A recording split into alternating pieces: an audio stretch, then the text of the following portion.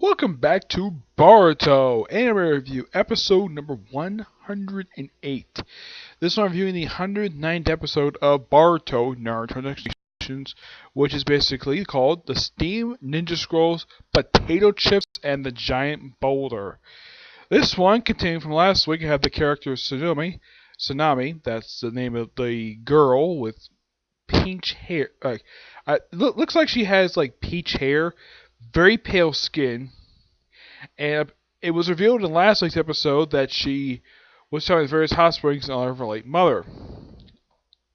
They actually revealed at the end of the episode. So they go to this hot spring in this village, and the hot spring is under a giant boulder. This boulder is the size of a freaking mountain, and it's almost near impossible to move this thing. So normally, a boulder this size can easily be crushed a few times by someone like Sakura or Tsunade. Nope. Instead, they contact Choji. Okay. Yep, they contact Choji, and just by sheer coincidence, he just happened to be nearby in the area, and he collapsed because he hasn't ate potato chips in 30 minutes. Yep, he ran out of potato chips. Okay, so first he tried to develop potatoes. Says they're good, but it's not exactly very filling for him. So, potato chips. So, Tsunami and Mari basically just make potato chips. Okay. And Mari gets learned a whole bunch of stuff about her father that she had never heard before. I mean, because, of course, Choji was one of his students. Though, he does not mention the fact that he actually had to fight him in the last war thanks to reanimation jutsu. He doesn't mention it the whole episode. Yeah. So he talks about how very blunt he is, and the fact he smoked, which that is true. And I appreciate that the episode started off with a flashback to look like it was something from Shippuden. It could definitely be could be the original Naruto era, the Naruto show, where you have Shikamaru, a young Shikamaru, and Ashima just basically playing shogi, and of course they talk about basically about the king, and of course Shikamaru basically has a shogi piece in his hand. You see President Shikamaru just for this one brief scene, and that's pretty much it. Ino is actually referenced in the episode, but does not make a physical appearance. Not even a flashback. Well, actually, no, she does make an appearance in one brief flashback. And of course, Choji mentions about the time when him, Ino, and Shikamaru also all got pierced earrings, and the fact that their kids, the current Team 10, have also got pierced earrings. They apparently were their parents' previous earrings. They came when they came, I guess when they came Genin. So I like the fact there's a callback to that in here, because why the heck not? The fact that she's very blunt. Of course, the end of the episode, bring up the whole question about what the king is. Of course, the whole thing of mentioning with Okage. That's actually from the Shippuden era during the Ashima arc before he died when he got killed by Hidan. Yep. And this is a great scene, I gotta admit, to the animators. And yeah, writing wise, this is the best scene in the whole episode. Just Choji and Mari just talking about Ashima. Yep. They'll refer to him simply as, Ashima Sensei, because that's technically what they refer to him as, both in the sub and the dub. Yes, they refer to him simply as their name and the word Sensei. It's something unusual. And talk how very blunt he was, and he was somewhat very vague, which is kind of true about him. There's even a flashback, a really good flashback of a young Choji. This scene, I don't think, as far as it was actually in the original Naruto show, I don't remember if it was or not, where Choji's doubting him. So this is, of course, part 1 Choji, with the whole, had his hair basically like tied into his ninja headband, where they had like tied around his head and like over his hair and show off his big poofy hair, and his part 1 look. I guess we'll look at it because his part 2 look is more of an armor look. Yes, make him look like a samurai. This is part 1 look. So, during the era of the original show and the part 1 era, and like Ashima talks basically how Choji keeps doubting himself and basically doesn't have a bunch of confidence. He should basically build that confidence up. Yeah, great scene. And then eventually, after talking for a while, their potato chips are done. There's a big, huge plate of them. Basically, think of this is like a potato. Basically, it's the thing that stacks. It's basically about this high of potato chips. Yep, and he eats them. And then he goes to Super Expansion Jutsu. Okay, yes, I knew for a fact he can do this.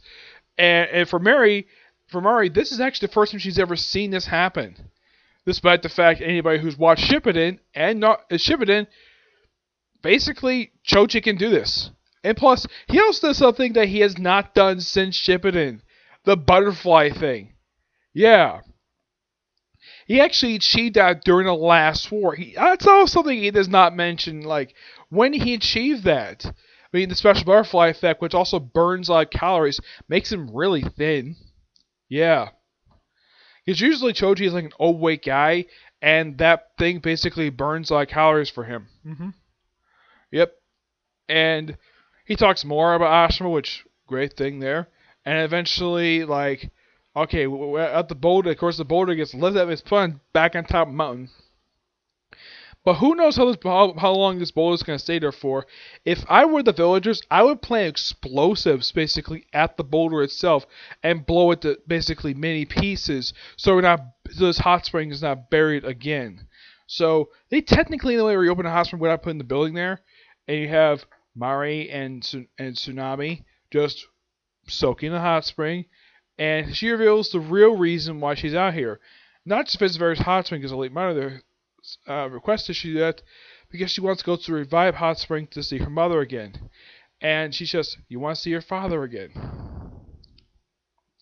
And that's where the episode ends, and the cliffhanger basically sets up what next episode is about, searching for the revived hot springs, which I'm looking forward to seeing. Now, in the case of what's going on after this particular arc, as far as I know, there's nothing. Yeah, I've looked online, the Wikipedia has listed nothing. I haven't heard any articles come out and say what the heck the next arc is supposed to be. I guess I have to wait till next week to find out. Hopefully, and this is my big hope, that 110 is not the last episode of the series. I hope to God no. That would be really stupid if in fact they actually end the series and people really want the anime to adapt stuff that happened currently in the manga. That's what people want. But who knows? My guess is they probably should have more. I don't know if there's any more light novels. I mean, they've already adapted 2 already.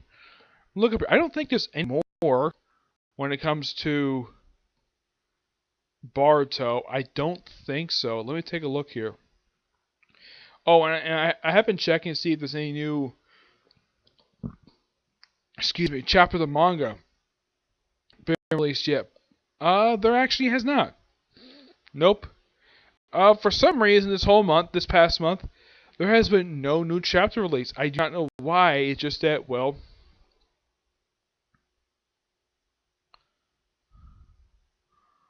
it's just basically where it is.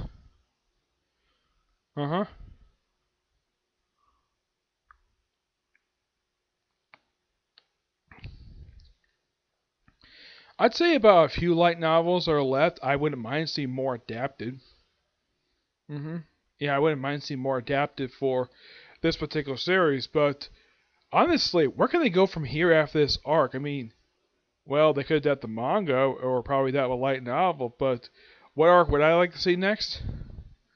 Well, how about something featuring Tenten where she's not a guest star? Yeah, how about an arc where they have... I would like an arc to see where, like, Team 7 teams up with a team from the previous generation for a mission. Yeah, I mean, at least one of the teammates. I mean, they kind of mentioned with Sasuke for an episode, or at least Sakura. I mean, to look at this arc altogether, I mean, first you have Shikamaru basically appearing in the first episode. Yeah, who was a student of her late father. Then you have Kiba, who's a student of her mother. And in the case of, we also have Tenten appear, who's a student of my guy. And of course, we also have in this episode Choji. So basically, in the course of 4 episodes, we have 4 people from the previous generation appearing in this arc, which is fantastic. Plus, also, we have Koronai, who appears for the opening episode. Though she only appears, she actually has about the same amount of screen time she had back in since episode 2. Yes, her screen time was like less than a minute of screen time. Yeah. Otherwise, so that's really it. And that's also it for videos today, because I have no other videos planned for today. Tomorrow, I'm definitely going to have about one video planned. I will review the newest episode of Attack on Titan. Aside from that, I may do a comic corner tomorrow, but that's maybe in that part. Okay? But there's the next few. Bye.